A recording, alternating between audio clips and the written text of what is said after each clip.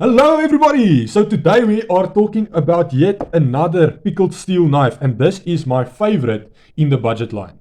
So this knife is really incredible. It is the Pickled Steel Nebula, and it comes packaged beautifully with a microfiber cloth and everything. And there we have the blade. Awesome looking knife. There's quite a lot of you guys out there, people that collect pickled steel knives, that have this one in particular. This is sort of a fan favorite, and I think it's in the running against the pickled steel Wahoo for bestseller in the budget line. Now, obviously, the Wahoo has that incredible carbon fiber, and we have reviewed this knife, but you guys can go check out that video. But that carbon fiber inlays on the G10 handles, that is quite a attraction for many people. But I think that the Nebula is starting to take over the Nebula and also the Valkyrie, which I don't have yet. So yeah, if you guys do want to see the Valkyrie, then go check out Stuff We Do's video on the Valkyrie, and he also has a video out on the Nebula where he reviewed the Nebula and the Valkyrie. So go check out his videos there. He does an amazing review of both knives, and he really enjoys them. So take that for what that's worth. That's awesome. So I think this is now the most popular one, and that for that reason, Pickled Steel have decided to upgrade this already awesome knife by bringing it out in titanium scales with a frame lock and M390 blade steel, and some of them do have a DLC coating on the blade. So that is awesome. I'll just show you a quick photo of what that looks like right now.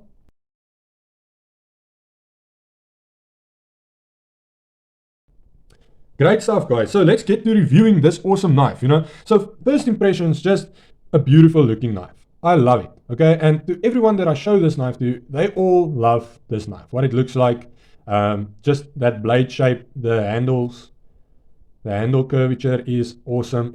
It's just a very unique and beautiful looking knife. I really enjoy it, especially with this big pivot. But yeah, every single person that I've showed this knife to, even non-knife people, have said that they just love the blade shape. So yeah, very unique knife, very awesome looking. I really enjoy it. And the thing is just, guys, that knives are more like women than we often care to admit. Our initial attraction comes from what it looks like and how beautiful it is. But you only marry that girl if she can work, right? I can just feel the kopklapper. Your knife needs to be able to work. It needs to be able to serve you. It can't just look pretty and sit at home. So, oh man. But yeah, so let's take a look at whether or not this knife can work.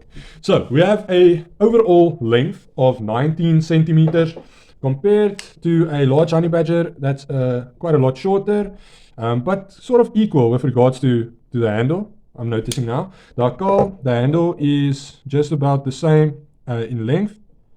Now calls a little bit longer, but the ergos is about the same length. So or where you're gripping. Yeah.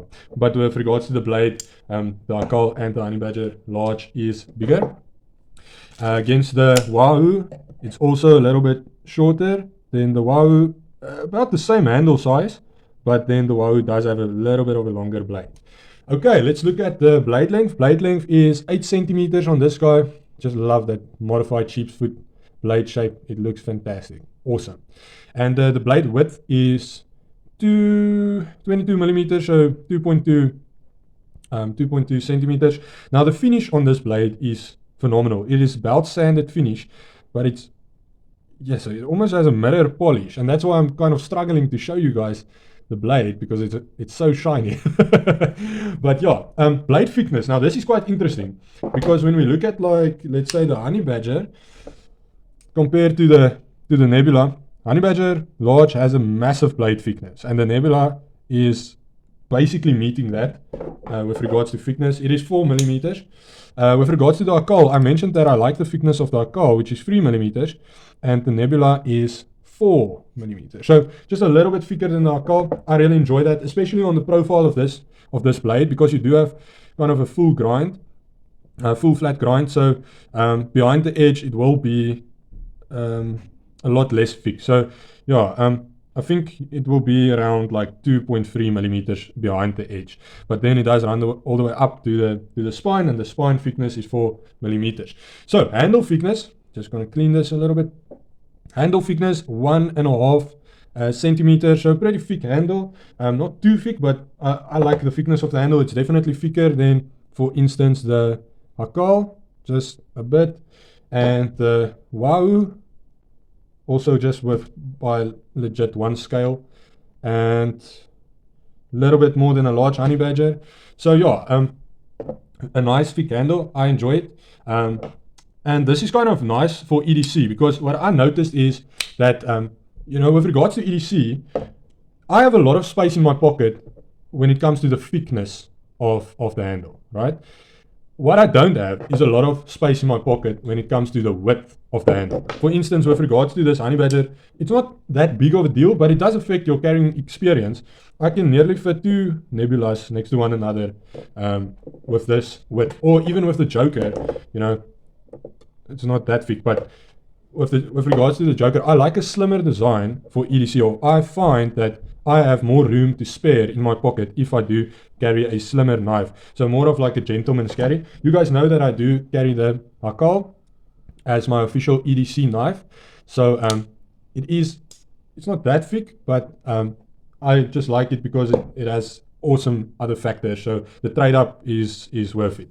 But yeah, the Nebula really disappears in your pocket. And you know, I don't wear skinny jeans and tight clothing, so I don't care about the space with regards to thickness. I care about the space with regards to the width, because that affects if I can easily take out my wallet, my phone, my money, my whatever, you know, is in my pocket, so my keys. So yeah, that's just something to consider when you are carrying EDC knife around, is how much of an effort is it, and how much does it actually affect your daily life? Is it making your life easier, or is it actually making it more difficult? And we should be arranging our knives or our pockets strategically, but you know, sometimes I just want to put my phone away, and then I don't want to be bothered by a movie Sadak mess. So yeah, disappears in the pocket. Great EDC capabilities, carrying capabilities.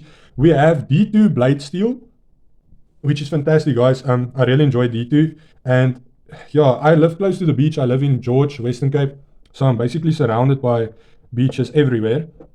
And my D2 blades have not rusted at all. So I do maintain them, I do oil them, and I, you know, I would take care of them pretty nice, won't put them away wet. But it holds up very well. So don't worry about D2 rusting. It's really more rust resistant than most people think. It does have very nice Tan Micarta. I think with regards to maybe a negative, not a negative, but a little bit of a downside, this is smooth micarta. So I don't have the grip of, for instance, what a G10 would provide me. But what I found with, for instance, the Joker, is that the micarta does break in over a little while. So you do start getting more of a grip with regards to the handle. But I haven't used the Nebula that much. I did carry it a few times, but I haven't used it that much. So it still needs to break in just slightly. Yeah. Then blade shape, we have that modified sheepsfoot blade. We do have 2 angled grind here at the tip, and that does reinforce this tip quite a bit, which is awesome. Full flat grind or near full flat grind, and good spine. We have some jimping here. So yeah, very useful blade shape, good for food prep, good for cutting, good for piercing. Very nice. I like it. It's interesting. It's something a bit different. So yeah, I've oiled this knife. That's just why I'm sort of cleaning it as we go along. And yes, this little side flipper tab, it does provide some grip when you want to creep up on this knife. So you do have that. You don't have a finger choil. You do have a sharpening choil, which is awesome. This is also a top flipper and not just a side flipper. So that's that. And that works fantastically. And that's just because of a great detent. As I mentioned in the show and tell video, for a top flipper to really work properly, you know, you need an awesome detent, because you only have that little space to really flip the blade. So if the detent's too loose, then, or too weak, then you will only flip it halfway, right? It won't provide you with enough resistance to really flick that blade out. So, but if the detent is perfect, then your flipping will be perfect, as is in this case. We have an awesome pivot And with regards to the action is phenomenal. It does run on bearings, and that is just some great fidgety factor there. Awesome, huge pivot. I love it. Love the look. It's great. It is a T6 pivot, which is definitely not something you see every day. Let me just check that for a moment. No, it's a T8, sorry. Yeah. And then you also have T8 hardware for the backspacer, which is definitely a big plus in my book. You do have a T6 screws for the pocket clip. The pocket clip screws is recessed. That is a deep carry pocket clip, a very nice stainless steel pocket clip, and it is in fact reversible, so you can take out those plates and then reverse the pocket clip. Great design, awesome stuff. We have a beautiful, I'm thinking G10 green backspacer, and I love that with this tan because it just looks so army. You know, I really enjoy that look. I love that they put the green there. It's awesome. It's really awesome. Adds a very nice touch to this knife. We do have, once again, awesome lanyard hold there. You won't really need that. I get a full grip on this knife, and even when I choke up on this knife and my fingers sort of glide down, I'm still not on the edge. I'm just above the edge. So you should be fine. What I found interesting in the design was this cutout here at the handle. I don't know if you guys can see that very well, but there's a little cutout. So when you do use the jumping and choke up on this knife, there is some little place just for your thumb to grab a hold of. Because sometimes we forget, we put the jumping there, and then that provides pushing traction. But not so much when it comes to actually cutting backwards, you know. So, or carving, it works. But when we cut backwards, then there's no traction for us. But with this knife, you do have that little bulge there, which your thumb will press up against and actually cause it to have some traction there. So, very awesome design, well thought out, no hard or pointy places here. Nothing's uncomfortable, very ergonomic, I have to say, feels good in hand. And the added thickness on the handle really provides me with a better grip. I don't know about you guys, but it does provide me with a better grip. So you're getting a lot with this knife. D2 blade steel, awesome blade shape, massive pivot, some T8 hardware, ambidextrous pocket clip. The liners are proper and they are skeletonized. The weight on this guy is, I think, around 100 grams. Let me just check that. Let's see if this thing actually works. So yeah, it's about, the website says 106, but yeah, it's about 100 around there. So yeah, good weight for EDC. Really like this knife as an EDC knife. And yeah, guys, get yourself a Pickled Steel Nebula. It is worth it. With Micarta, with D2 steel, awesome design, knife for life. And this knife is actually wifey material, so you can make this your new knife wife. Okay. Good stuff, guys.